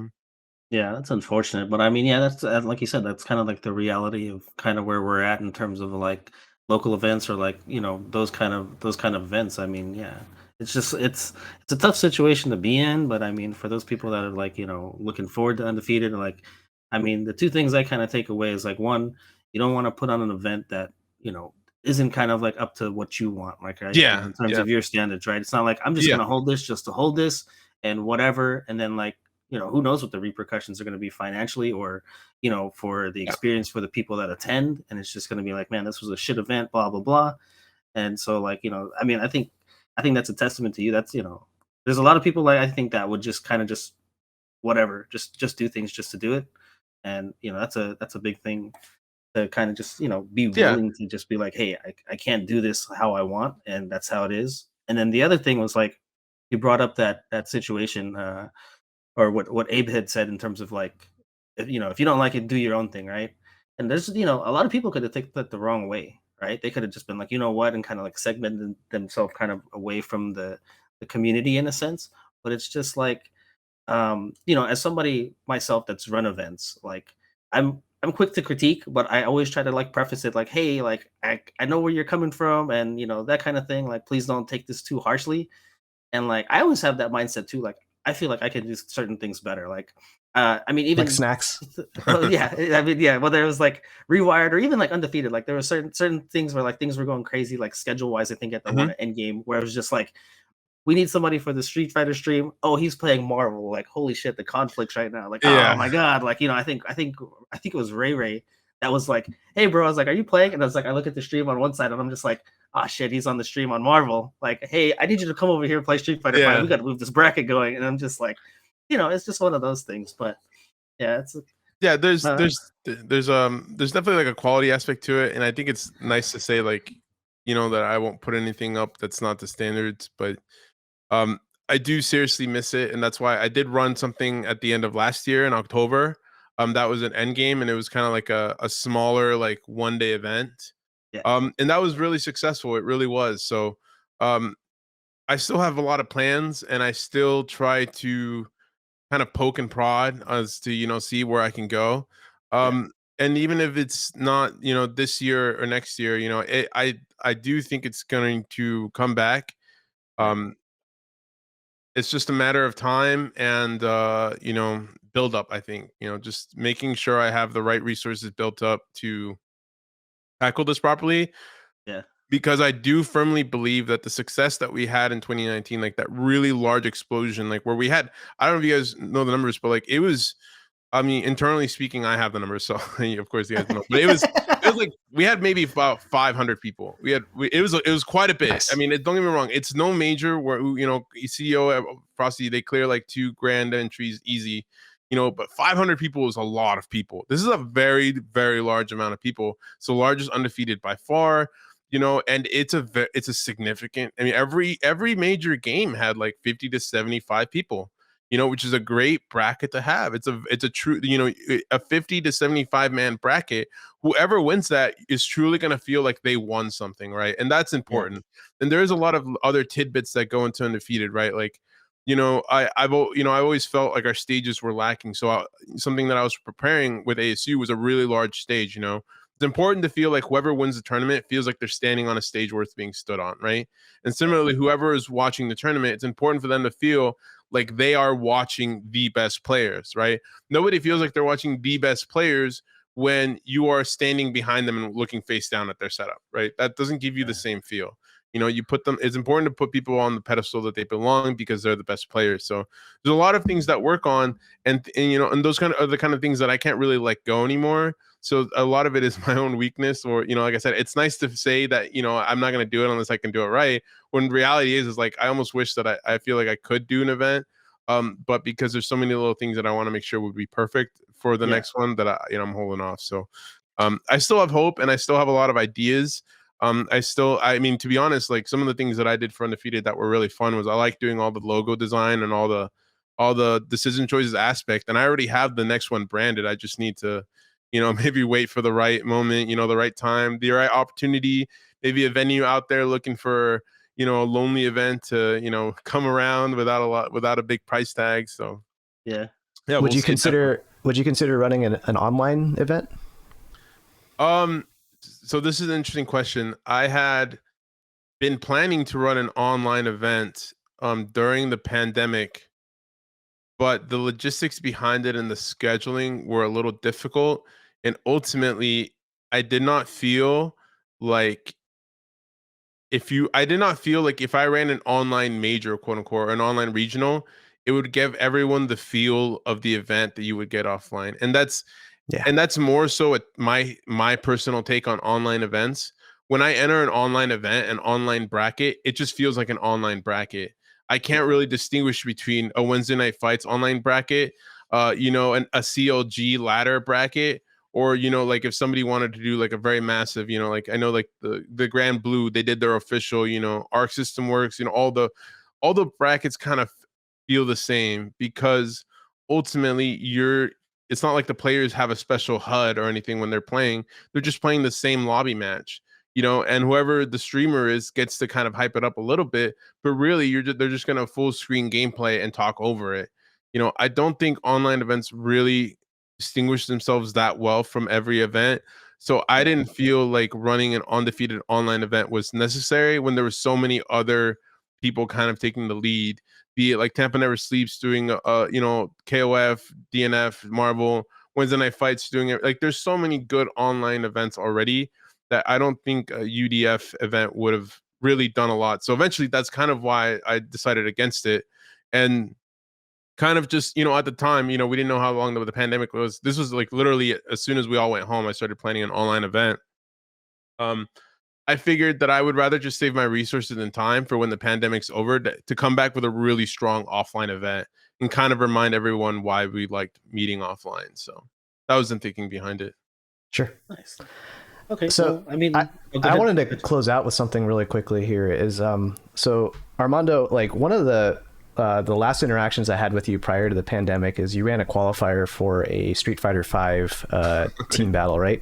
Yes. And I failed to qualify for that one, and you gave me probably one of the biggest pieces of advice that I've been using for my fighting game career since then, which is because I was salty I lost, and I was like, I got scrubbed out by a character I didn't know, blah blah blah. And you told me, I'm sorry it wasn't the result that you wanted. And I kind of wanted to bookend like the expectations conversation from the beginning of our episode here, where that is an extreme like that ties into the idea of expectations and entitlement, right? Which is you wanted a specific result when you're playing, and if you have a pretty bad loss, ultimately you just have to acknowledge that it wasn't the result that you wanted. And it was such a profound thing for a competitor to hear, and for like I do I humbly accept that advice, and I really appreciate that you gave that to me back then. So yeah, thanks, man. Yeah, absolutely, dude. We'll close it out, or if I can give you one more funny story. That 5v5 ended up being a little bit of a shit show, mind my words. Arizona did really well. I don't know if you guys were. I think you guys both were watching it, but we killed everyone. We got second place. We did work. It was fantastic, dude. I've never been so invested in Street Fighter before in my life, man. Every single time, dude, it would always come to the nail biter. I'd be like, "Is Isaac gonna show up today, or is he gonna throw the match?" Dude, like, he would either like beat everyone or like lose right away. Yep. Like Akita would clean up. I love watching Ram Bro, Damn Bro, aka Damn Bro. Yeah. Yeah, fantastic. We ended up getting second. We were promised a bunch of stuff, including I kid you not, a pizza party, jackets, all sorts of things. And then they ghosted us. And Bailey was in charge of that. So I hit up Bailey and I was like, what is the deal? You put your name on this. So now I want you to answer to me. And he similarly said he got ghosted and he's been upset too. So everyone got like they ran the event, they got their winner, and then they ghosted everybody. They claimed it was the pandemic that they couldn't get us money. They claimed it was the pandemic that they couldn't get us jackets and stuff like that. So it's insane. Yeah, nothing's happened about it. As far as I'm concerned, I'll if everyone remembers it well enough, I'll throw a pizza party for the 5. Dude, I'm down to pay for that out of pocket because I had a blast and these dudes killed it. But yeah, that's what ended up happening, man. We had some matches and then we all got ghosted by the organizers. So yeah. All Very right, cool. cool. I mean, this episode has ran long, but I do still want to do this game real quick. This is literally going to be lightning round stuff. I'll ask John one thing real quick. Should he be able to name somebody more than once? No, just for time's sake. Does that work? No or yes? No, That would be a yes. wait. Yes for time's sake. for times, whichever one has less has less answers. I think I don't know what the game, but if I can say the same person twice, I think it'd go faster, right? Yeah. Yeah. Absolutely. Then yeah. Okay, so the game that I had in mind was we're gonna go through the Ultimate Marvel vs. Capcom 3 roster, and for every character, I want you to name. There's 50 characters, man. The first person that comes to mind.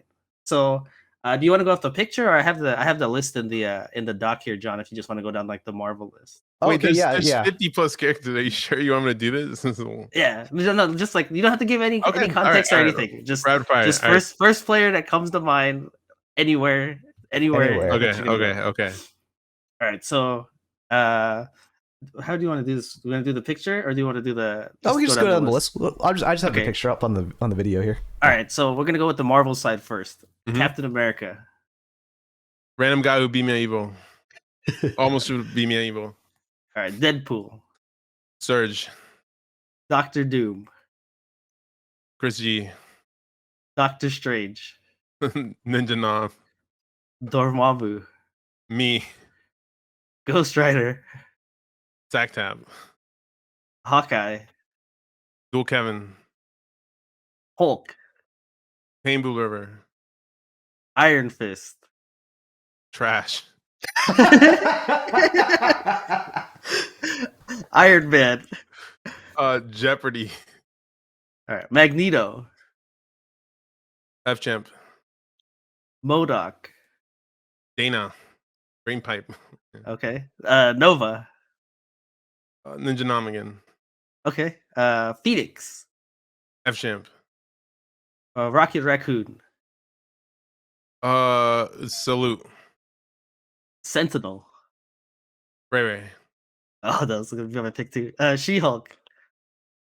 Oh God. I don't even know the last time we saw She-Hulk. Scuba Steve. There we go. Shumagura. Me.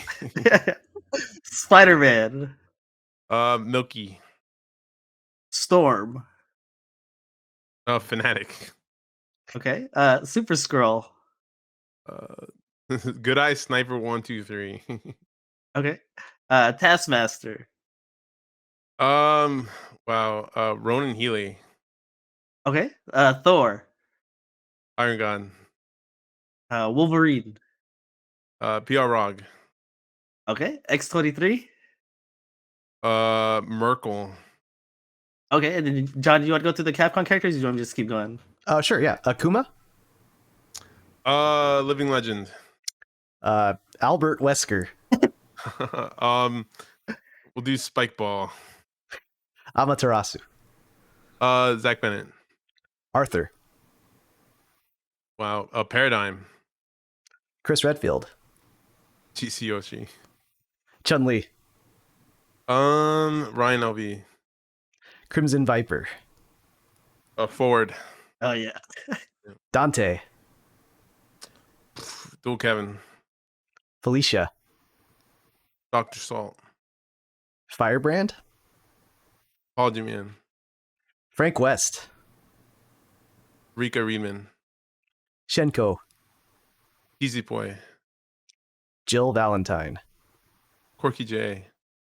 Mike Hagar. Jason Kiddo. Morgan. Chris G. Spencer. Mundank. Nemesis. Me. No explanation. Phoenix Wright. I Heart Justice. Ryu. Oh God. What's Random All Ryu? Strider. Forward. Trish. Pink Lemonade. Tronbon. Up again. Virgil. Scott. I don't know why I remember that. Yeah, Saver. Scott. Beautiful Joe. Weddle. And Zero. John. There you go. Oh, shucks. What a fitting end. I was laughing because this. That was not a bait. I took the names from a Wikipedia thing, so it had those full names. So when I saw Albert Wesker, I didn't even know that I had copied it that way. That's the best. That threw me off. I forgot Spencer's first name was Nathan. Nathan Spencer. Nathan Spencer. Yeah. Yeah. Oh man. Yeah, I just want to very say, cool. it was great talking to you, Armando. Glad we could finally work out the schedule here. Definitely want to. Sure, I would love to talk to you again. So maybe some other time we'll figure. We're trying to trying to get through more episodes. We might find another time in the future to talk to you about something else. I mean, we only got to Evo 2013 as far as the history goes, and he's got a very illustrious career afterwards too as a player. That's what happens when you've been around for a long time, man. You got a lot of scene to cover, so it's all good. We'll get to another time. Yeah, man, it's been a pleasure. As always, you can find us on Twitch when we go live at twitch.tv/Spiral Series, with the VODs afterwards on YouTube at youtube.com/Spiral Series, and then on Apple Podcasts and on Spotify under Absolute Guard. All right, again, nice talking to you, Armando. Great seeing you again, John. I'll talk to you guys later. see you guys. Bye.